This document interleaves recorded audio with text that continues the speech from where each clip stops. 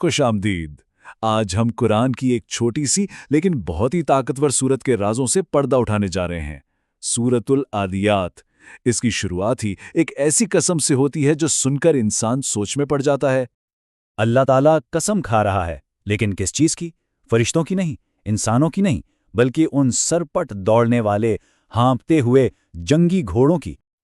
اب یہاں سوال پیدا ہوتا ہے، اللہ تعالیٰ کو ایک گھوڑے کی سانس کی قسم کھانے کی کیا ضرورت پیش آئی؟ دیکھیں، یہی وہ پہلی ہے، یہی وہ راز ہے جو ایک تاریخی جنگ کو سیدھا انسانی فطرت کے ایک بہت گہرے سبق سے جا جوڑتا ہے۔ تو چلیے اس راز کو کھولنے کے لیے ہم سفر کرتے ہیں وقت میں پیچھے 8 ہجری میں۔ یہاں ایک فوجی مہم ہوئی تھی جس کا نام تھا غزوہ ذات السلاسل، اسے زنجیروں کی جنگ بھی کہتے ہیں۔ تو ماجرا یہ تھا کہ مسلمانوں کا سامنا ایک بہت ہی چالاک دشمن سے تھا۔ یہ لوگ پہاڑی علاقے کا فائدہ اٹھاتے تھے، غاروں سے نکل کر گوریلا طرز پر حملہ کرتے۔ اس سے پہلے 2 اسلامی لشکر بھیجے گئے، لیکن دونوں کامیاب نہ ہو سکے۔ اس صورتحال نے ظاہر ہے مدینہ میں ایک تشویش کی لہر دوڑا دی تھی۔ اور ادھر جب حضرت علی کا لشکر انتہائی رازداری سے آگے بڑھ رہا تھا تو ادھر مدینے میں کیا ہو رہا تھا؟ وہاں جو منافقین تھے انہوں نے ایک جھوٹی افواہ پھیلا دی، کہنا شروع کر دیا کہ مولا علی شہید ہو گئے اور پورا لشکر تباہ ہو گیا ہے۔ سوچیں کتنی حوصلہ شکن بات تھی یہ۔ بس اسی تناؤ کے ماحول میں اچانک یہ صورت نازل ہوتی ہے، اور یہ صرف فتح کی خوشخبری نہیں تھی، نہیں، بلکہ اس میں ایک وفادار گھوڑے کو آئینہ بنا کر انسانوں کے سامنے ایک زبردست مقابلہ پیش کیا گیا۔ یہاں حضرت علی نے ایک ایسی حکمت عملی اپنائی جو بالکل نئی تھی، اور دلچسپ بات یہ ہے کہ ان کا پورا منصوبہ، وہ پوری حکمت عملی اس سورت کی شروع کی آیات میں اس قسم میں لفظ بلفظ بیان ہو گئی ہے۔ آپ دیکھیں، قسم کی ہر ایک آیت گویا ایک ایسی تصویر کھینچتی ہے جیسے کوئی فلم چل رہی ہو۔ پہلے لمبی رات کے سفر کے بعد گھوڑوں کے ہانپنے کی آواز، پھر اندھیرے میں پتھریلے راستے پر ان کے ٹاپوں سے نکلنے والی چنگاریاں، اور پھر آخر میں صبح سویرے دشمن پر اچانک حملہ۔ یعنی یہ آیات اس بات کی تصدیق کر رہی تھیں کہ لشکر کامیابی سے آگے بڑھ رہا ہے اور فتح قریب ہے۔ اب یہاں سے سورت کا رخ اچانک بدلتا ہے۔ جنگ کے میدان سے نکل کر بات سیدھا انسانی دل تک آ جاتی ہے۔ اللہ تعالیٰ اس گھوڑے کی مثال دے کر اس کی وفاداری کو آئینہ بنا کر ایک بہت ہی چپتا ہوا سوال کرتا ہے۔ سوال یہ ہے کہ ایک جانور جس سے ملتا ہی کیا ہے، تھوڑا سا چارہ اور پانی، وہ اپنے مالک کا اتنا وفادار ہے کہ اس کے ایک اشارے پر آگ میں کود جائے، جبکہ انسان اشرف المخلوقات جسے اللہ نے سب کچھ دیا، عقل، نعمتیں، ہدایت، وہ اپنے رب کا اتنا ناشکرہ کیوں ہے؟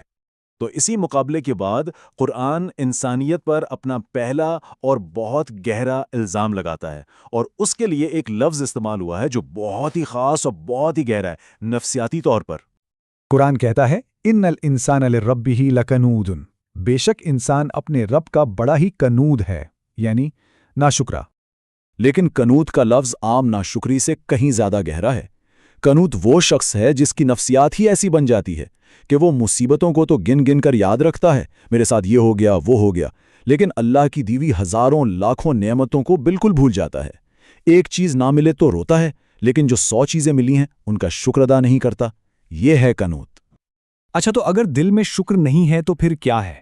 یہ صورت اس کی بھی نشاندہی کرتی ہے، بتاتی ہے کہ انسان کے دل میں شکر کی جگہ ایک اور چیز نے لے لی ہے، اور وہ ہے مال کی، دولت کی شدید محبت، ایک اندھی محبت۔ اور قرآن اس کے لیے لفظ بھی کیا استعمال کرتا ہے؟ خیر، یعنی بھلائی۔ یہ ایک طرح کا طنز ہے۔ قرآن کہہ رہا ہے کہ انسان نے دولت کو، جو کہ نیکی کرنے کا ایک ذریعہ تھا، ایک اوزار تھا، اسی کو اصل خیر یعنی بھلائی سمجھ لیا۔ وہ اصل مقصد بھول گیا اور ذریعے سے ہی عشق کر بیٹھا۔ اسی بات کو ایک حدیث میں کتنے خوبصورت انداز میں بیان کیا گیا ہے۔ فرمایا کہ آدم کا بیٹا بوڑھا ہو جاتا ہے، اس کی ہڈیاں تک کمزور ہو جاتی ہیں، لیکن 2 چیزیں اس کے اندر جوان رہتی ہیں: لمبی زندگی کی امید اور مال کی محبت۔ سوچیں، یہ لگاؤ اتنا مضبوط ہے کہ جسم زوال پذیر ہو جاتا ہے، لیکن یہ محبت کم نہیں ہوتی۔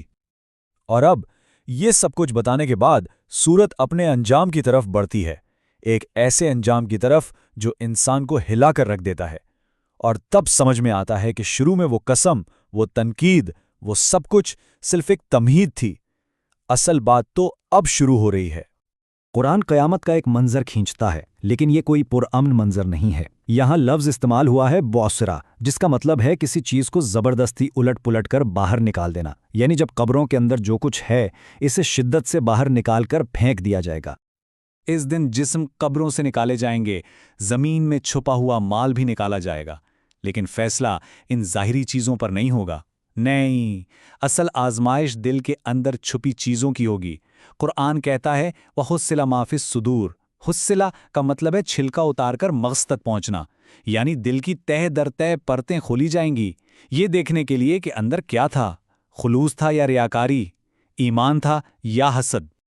تو یہ سورت اپنے اس قدیم پیغام کو ہر کسی کے لیے ایک بہت ہی ذاتی اور آخری سوال پر لا کر ختم کر دیتی ہے، ایک ایسا سوال جو ہم سب کو خود سے پوچھنا چاہیے کہ جب وہ دن آئے گا اور سارے راز کھول دیے جائیں گے تو ہمارے دلوں سے کیا نکلے گا۔